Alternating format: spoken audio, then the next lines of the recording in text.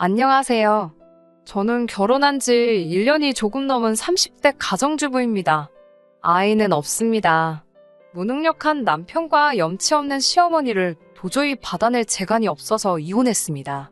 대학 시절부터 알고 지내던 선배의 소개로 남편을 만났습니다. 당시 저는 마케팅 회사에 다니고 있었고 남편은 공무원이었어요. 사실 저는 결혼에 있어서 그다지 뜻은 없었기에 내키지 않는 자리였지만 워낙 선배가 좋은 사람이라며 남편을 소개시켜주고 싶어 했기 때문에 차마 거절할 수가 없었습니다. 그런데 막상 남편을 만나보니 생각보다 성격도 잘 맞고 말도 잘 통하더라고요. 서로 만난 지 한 달 만에 남편은 저에게 결혼을 전제로 진지하게 교제해보고 싶다 했습니다. 저는 솔직히 속으로 사람 일이라는 게 앞으로 어떻게 될지 알고 그런 약속을 하나 싶었지만 그래도 남편이란 사람을 좀 더 알아가고 싶었기에 그러자고 했어요.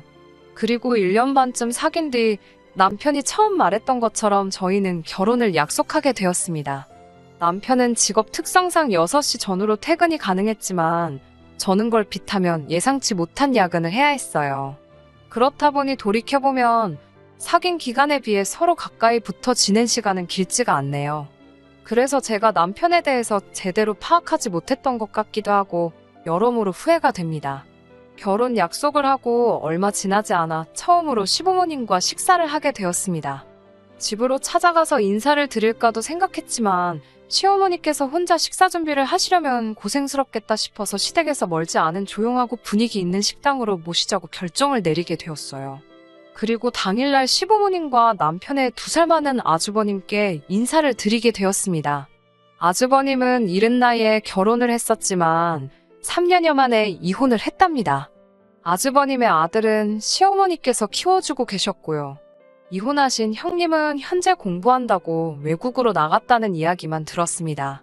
형님이 공부를 하게 된 걸 시어머니께서 싫어하신 거냐고 물어보니 시집온 여자가 목돈 쓰는 걸 마음에 들어하지 않으셨답니다.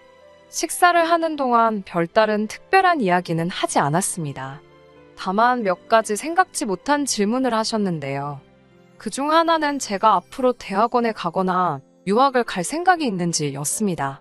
이미 형님에 대해서 들은 바가 있었기 때문에 없다고 대답할까 생각도 했지만 당시 저도 언젠가 기회가 되면 가고 싶다는 마음이 있긴 했기 때문에 잘 모르겠다고 말씀드렸지요. 아니나 다를까 시어머니의 표정이 밝지는 않으셨지만 아직 결혼한 사이도 아닌데 벌써부터 거짓말까지 해가며 기분을 맞춰드리는 것도 아니다 싶었기에 어떤 설명을 덧붙이거나 하지는 않았습니다. 그리고 이후에는 저희 가족에 대해서 몇 가지 물어보셨는데요. 한마디로 저희 부모님의 재산 상태나 제 형제들의 배경이 궁금하신 것 같았습니다. 친정 부모님께서는 2분 다 교사로 지내시다 얼마 전 은퇴를 하셨고 지금은 연금과 2분이 모아두신 적금으로 생활하고 계시거든요. 하지만 그런 걸 제가 다 말씀드리기는 그래서 그냥 2분은 은퇴를 하셨고 노후 준비도 다 되어 있으시다고 적당히 둥글게 말씀드렸습니다. 그리고 제게는 남동생이 하나 있는데 남동생은 얼마 전 자기 사업을 해보고 싶다며 다니던 회사를 그만둔 상태였기에 사실 그대로 말씀드렸습니다. 그러자 시어머니께서는 마치 기다렸다는 듯이 일장연설을 하시더라고요. 요즘 젊은 사람들은 끈기가 없다. 어떻게든 한탕 해보려는 생각뿐이다와 같은 말들이요.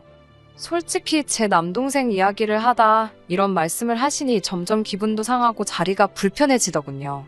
도대체 무슨 말씀이 하고 싶으신 건지 의도를 파악할 수 없던 그때 본론을 꺼내셨습니다.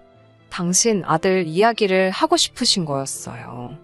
당신 아들은 시간이 걸렸지만 저렇게 꾸준하고 안정적인 공무원이라는 직업을 갖게 되었다고요. 그냥 처음부터 당신 아들이 공무원이라 이런 점이 좋다고 말씀하시면 되지. 왜 엄한 사람을 깔아내리는지 이해가 되지 않았습니다. 잠시 어머님은 화장실로, 아주버님은 전화통화로 자리를 비우셨을 때 제가 남편에게 왜 저런 식으로 말씀하시냐 물으니 저 나이 때 어른들이 다 똑같지 않냐고 자존심이 세고 나이도 많아서 그런 거라며 저더러 그냥 이해하고 넘어가 달랍니다. 결국 찝찝하고 불쾌했지만 참고 지나갔네요. 그런데 상견례까지 마치고 나서 진짜 고비가 찾아왔었습니다. 이전부터 남편에게 제가 농담 반 진담 반으로 돈은 많이 모아뒀냐고 물으면 남편은 저 하나 책임지는 건 일도 아니라며 장난처럼 넘어갔었는데요. 본격적으로 결혼 이야기가 나온 이후로는 언젠가 한번 확실히 따져야겠다 생각하고 있었거든요. 사실 남편은 공무원이었고 저는 회사원이었기 때문에 제가 남편보단 많이 벌어요. 어떤 다른 남편의 2배 가까이 되기도 하고 야근 수당 때문에 수입에 약간의 변화가 있기는 했지만 기본적으로는 남편보다 훨씬 여유가 있어요. 이 점은 연애 때부터 잘 알고 있던 사실이었기에 적어도 저에겐 큰 문제가 되지 않았습니다. 하지만 단지 이 때문에 저희 부부가 반반 생활을 하게 된 건 아니에요. 앞서 말씀드린 대로 언젠가 불편하더라도 돈 이야기를 해봐야겠다고 생각하고 있던 시기였습니다. 마침내 데이트하며 들렸던 카페에서 어색하지 않게 생활비에 대해 이야기할 기회가 생겼던 거예요. 일단 고정비용으론 얼마가 나갈지 말해보자 하니까 남편이 한다는 소리가 일단 양가 어른들한테 용돈을 50만 원씩 드리고 각자 용돈으로 50만 원씩 쓰고 자기 개발 비용으로 또 50 어쩌고로 그러는 거예요. 그리고 그 자리에서 알게 된 충격적인 진실은 정작 결혼하자고 그렇게 설레발친 남편의 재정 상황을 파악해보니 남편은 모아둔 돈이 거의 없었다는 거죠. 그 사실을 듣고 솔직히 실망을 너무 많이 했어요.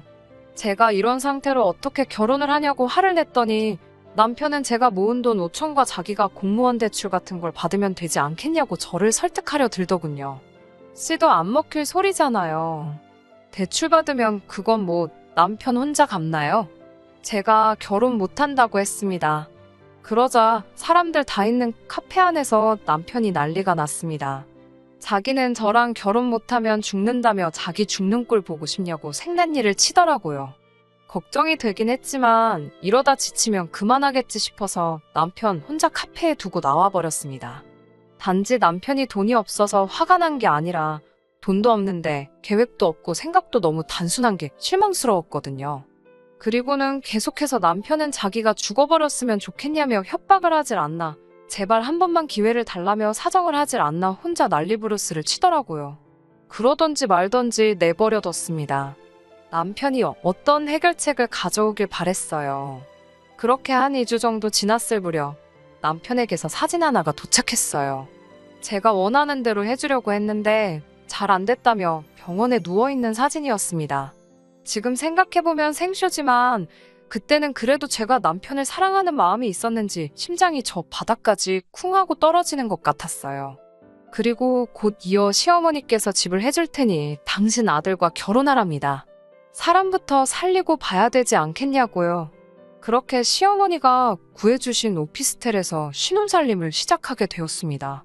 이게 작다는 건 절대 아니고 감사했어요. 친정어머니께서 혼수를 해주시겠다 하셨지만 오피스텔이다 보니 기본적으로 필요한 건 다 갖춰진 상황이었어요.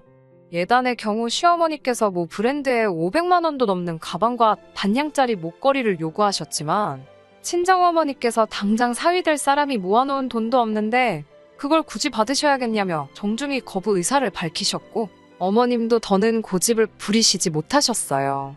하지만 결혼식을 올리고 혼인신고까지 마치고 나서야 저는 또 충격적인 사실을 알게 되었습니다. 남편 명의로 사주셨다는 집은 전세더라고요. 이게 어떻게 된 상황이냐고 어머님께 물으니 이러나 저러나 제 돈도 아닌데 제가 무슨 상관이냐고 오히려 저를 남의 돈이나 탐하는 파렴치한 인간을 몰아가셨습니다. 너무 속상하고 왠지 모르게 억울하더라고요. 이렇게 저도 뒤통수를 한 번 맞아보니 남편하고 공동으로 돈 관리를 하기가 정말로 싫어졌습니다. 가뜩이나 남편이 경제관념이 없어서 결혼 안 하려던 거였는데 어머님의 뻔뻔한 태도까지 보니까 적어도 돈 문제로 얽혀선 안 되겠다는 확신이 생겼거든요. 결국 제가 먼저 남편에게 생활비는 서로 공동자금을 만들어 쓰고 나머지는 터치하지 말자고 했습니다. 남편은 서운한 기색을 감추지 못하더라고요. 아마 저랑 결혼하면 이전보다 훨씬 여유 있는 생활을 할 수 있을 거라 기대했던 것 같아요. 하지만 저를 딱히 설득할 재주도 없었던 남편은 제 의견에 따르기로 했습니다. 그렇게 저희는 각자 매월 초 각자 월급에서 100만 원씩 꺼내놓고 필요하면 그때그때 얼마씩 더하는 쪽으로 살림을 꾸렸습니다. 하지만 부부 사이에 칼같이 계산한다는 게 사실 말처럼 쉬운 일은 아니잖아요. 그럴 때는 솔직히 제가 좀 더 쓰기도 했습니다. 남편한테 쓰는 돈인데 아까워서 밤에 잠 못 이루고 그럴 건 아니었으니까요. 하지만 저희가 이렇게 산지 한 반년쯤 되었을 때입니다. 주말 일요일 아침이었는데 누가 미친 듯이 초인종을 누르더라고요. 모처럼 늦잠 좀 자려는데 정말 짜증이 나더군요. 인터폰을 확인하니 시어머니가 문 앞에 서 계셨습니다. 너무 놀라 남편에게 어서 가서 문을 열라고 했고 곧 이어 시어머니 목소리가 온 집안에 쩌렁쩌렁 울렸습니다. 다짜고짜 저에게 너는 생각이 있냐면서 화를 내시더군요. 무슨 일 때문에 그러시냐고 묻는데 옆에서 남편 얼굴이 울그락불그락거리고 있었어요. 어머님이 저에게 저희 집 경제력을 네가 쥐고 흔드냐며 물어보시더군요. 그게 무슨 말씀이시냐고 저희는 각자 벌어 각자 관리한다고 말씀드렸습니다. 그게 사실이니 숨기거나 없는 사실을 덧붙일 이유가 없잖아요. 그러자 시어머니가 저더러 아직도 뭐가 잘못된 건지도 모르고 당당하답니다. 정말 영문도 모르고 욕을 먹으니 짜증이 나더라고요. 무슨 일로 이러시는 거냐고 재차 여쭤보니 어떻게 당신이 집까지 해줬는데 경제권을 남편에게 주지 않았냐 그러시더군요. 황당해서 집 해주실 때 그런 말씀은 없으시지 않으셨냐고 물었습니다. 그리고 정확히 말하면 이 집은 저희 명의로 해주신 집도 아니고 저한테 해주신 건 아니라고 꼭 집어 말씀드렸어요. 당연히 제가 이렇게 말하면 어머님이 기분 상해하실 것도 알고 있었지만 두리뭉실하게 말씀드렸다간 저만 천하의 못된 인간이 될 것 같더라고요. 어머님께선 잠시 할 말을 잃으신 듯 저를 가만히 노려보시더니 그래서 너는 시어머니 용돈도 못 주냐고 물어보십니다. 그건 또 무슨 소리인가 싶었어요. 각자 부모님 용돈은 알아서 챙기는 걸로 진작에 말이 된 상태였거든요. 대신 얼마를 어떻게 얼마나 자주 드리던 그런 것들은 서로 터치하지 않기로 했고요. 그런데 상황을 보아하니 남편이 두어 달 전부터 어머님께 제가 돈을 안 줘서 돈이 없다며 안 드리고 있었답니다. 남편은 시어머니 뒤쪽에 서서 저를 바라보며 이상한 사인을 보내고 있었어요. 손가락으로 이를 만들고 짜증나게 윙크를 해대는데 말 그대로 한 번만 도와달라는 소리였지요. 하지만 시어머니가 이렇게 세게 나오시는데 제가 대신해서 욕받이 할 이유가 없잖아요. 저는 어머님께 저희는 각자 경제권을 가지고 있고 부모님 용돈도 각자 챙기기로 했다고 알려드렸습니다. 참고로 남편도 저희 부모님께 한 번도 용돈 드린 적 없지만 어머님이 혹시 돈이 필요하신 거면 제가 일단 드리겠다고요. 그러자 이번엔 제가 시어머니를 거지 취급했다면서 난리가 났습니다. 저더러 눈치도 센스도 없다며 여우 같은 마누라랑은 살아도 공 같은 마누라랑은 못 산다는 소리도 못 들어봤냐고 그럽니다. 도대체 뭘 어쩌라는 건지 싶었어요. TV 속 며느리들처럼 호호 웃으며 흰 봉투에 용돈을 넣어드리면 시어머니가 적당히 거절하는 흉내를 한두 번 내다 어쩔 수 없이 받아주는 그런 그림을 그리셨나 싶기도 하더라고요. 결국 남편이 어머님을 강제로 모시고 밖으로 나가면서 상황이 일단락되었습니다. 저도 저대로 화가 많이 났고요. 도대체 남편이 돈을 어디다 쓰고 있는지 모르겠더라고요. 비록 각자 관리하고 있지만 저는 이렇게 모은 돈이 당연히 우리의 공동자금이기도 하다고 생각했어요. 언제까지나 이렇게 오피스텔에만 살 수 있는 것도 아니고 이사를 가려면 당연히 목돈이 필요하잖아요. 그런데 남편은 뭐가 됐건 뭐는 족족이 돈을 다 썼다 생각하니 허탈하고 배신감까지 들었습니다. 진심으로 결혼을 잘못한 거 아닌가라는 걱정과 후회가 되었지만 차마 어디다 털어놓을 수도 없었어요. 부끄럽고 창피하고 낯뜨거운 이야기니까요. 그러다 제가 결정적으로 남편과 이혼을 결심하게 된 계기가 있습니다. 시어머니가 그렇게 난리를 치고 떠나신 이후로 남편과 제 사이는 이미 조금씩 틀어지고 있었어요. 남편이 미안하다, 자기가 생각이 짧았다며 사과를 여러 차례 해왔지만 이런 남자를 믿고 평생을 살아야 한다고 생각하니 자신도 없고 암담한 마음이었거든요. 그렇게 몇 달이 지나가고 저희는 필요한 대화만 나누는 사이가 되었어요. 처음에는 이 모든 상황이 답답하고 짜증이 났지만 나중엔 그것도 무뎌지더라고요. 그런 와중에 저희 친정 어머니의 생신이 돌아왔습니다. 아주 오래전부터 한갑대 여행을 가고 싶다며 특정 나라를 언급해 오셨기에 저와 남동생 그리고 친정아버지 셋이서 돈을 모아오고 있었는데 그 금액이 1,000만 원 정도로 커져 있었습니다. 금액을 정해서 모은 건 아니고 그달 여유 있는 사람이 조금 더 넣고 그런 식이었어요. 저는 회사에 휴가를 냈고 남편에게 저희 어머니 생신이라고 알렸습니다. 여행을 갈까 하는데 같이 가겠냐고도 물었어요. 어찌됐건 남편이고 사위이니까요. 그런데 남편은 장모님 생신이라는데도 자긴 그날 약속이 있다며 저만 다녀오랍니다. 그리고 당일날 아침에 제가 출발하려니까 잘 갔다 오란 말 한마디도 없고 돈 10만 원도 없더라고요. 솔직히 돈 10만 원이야 없어도 그만이지만 장모님 생신이라는데 어떻게 저렇게 인색한가 싶었어요. 저는 남편이랑 냉전 중이었어도 시어머니 생신 때 50만 원 따로 보내드리고 시부모님 모시고 외식도 했었는데 씁쓸하더군요. 하지만 제가 돈 10만 원 때문에 이혼을 결심한 건 아닙니다. 며칠 뒤 회사에서 일하고 있는데 시어머니께 연락이 왔어요. 당장 전화하라는 짧은 문자였습니다. 좀처럼 짬이 나지 않아서 점심시간이 돼서야 전화를 드릴 수 있었는데요. 다짜고짜 화를 내시면서 저더러 친정으로 돈 빼돌리냐고 물으셨습니다. 황당하고 어이없는 말에 그게 무슨 소리냐 하니 저더러 남편하고 10원짜리 하나도 나눠 쓰기 싫어서 반반 살림하면서 뒤로는 해외여행이나 다니고 그러냐며 저더러 신보가 고약하답니다. 자기 아들은 돈이 없어서 기가 죽어다녀 안쓰러워 죽겠는데 며느리는 돈 벌어서 친정에 퍼나르기 바쁘다며 자기는 며느리 복도 지질이 없답니다. 첫째도 그렇게 지밖에 모르더니 저도 똑같다고요. 그러면서 친정에 갖다 바친 만큼 당신한테도 가져오랍니다. 그러면 이번 한 번만 봐준다면서요. 기가 차더라고요. 남편에게 곧바로 전화를 걸어 이게 다 무슨 이야기냐고 하니까 자기가 없는 말 한 것도 아닌데 왜 그러냐고 오히려 적반하장으로 나오더군요. 저더러 어머님 생신 때는 돈 몇 푼으로 때우더니 정말 너무하답니다. 시부모도 부모라는데 그렇게 대놓고 차별하는 게 아니래요. 저도 그때는 악에 받쳐서 너는 우리 엄마 생신데 뭐 한 거 있냐고 따졌습니다. 그러자 저더러 한다는 소리가 자기가 돈 많이 못 버는 거 알면서 남의 상처를 후벼 판다는 거예요. 자기가 있으면 안 해줬겠냐고요. 못 해주는 사람 마음은 생각지도 않고 정말 너무하답니다. 억지도 이런 억지가 없잖아요. 한 번 더 생각해보고 말고 할 것도 없이 저는 남편에게 그만하자고 했습니다. 이렇게 살 바엔 이혼하고 각자 도생하는 게 낫겠다고요. 남편은 저더러 정말 너무하다면서 미안하다고 한마디만 하면 될 상황을 최악까지 끌고 간다며 제 탓을 하더라고요. 이쯤에서 그만하고 시어머니가 일전에 예단으로 받고 싶어 하시던 그 명품백 하나 사오면 된답니다. 그리고 어머님께 죄송하다 사죄하면 된다대요. 한다는 소리가 이혼해봤자 결혼생활 1년 미만이라 위자료도 못 받을 거라며 비아냥거리더군요.